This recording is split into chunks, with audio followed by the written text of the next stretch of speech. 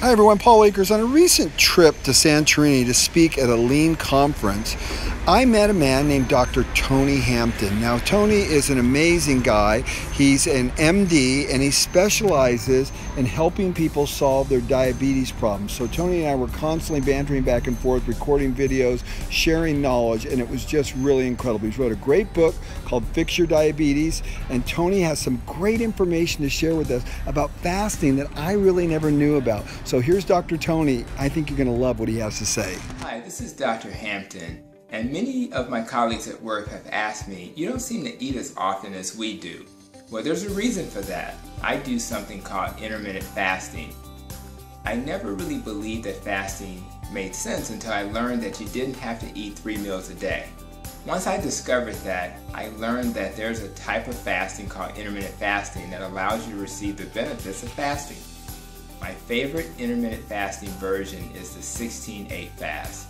With this type of fasting, I may have dinner at 7 or 8 at night, and then what I do is I won't eat again until lunch. Between 12 and 8, I'll then have my eating period, and that'll allow me to receive the many benefits of fasting. So the question is, why do I bother fasting at all? There's many reasons. One is fasting allows you to improve your cognition. In other words, how sharply you're thinking is much easier when you're fasting, and that's very important when you have a profession like I do as a physician. The next thing that it does is it allows your cells to repair themselves. So it gives you an opportunity to heal when you're fasting in a way that doesn't happen when you're digesting food.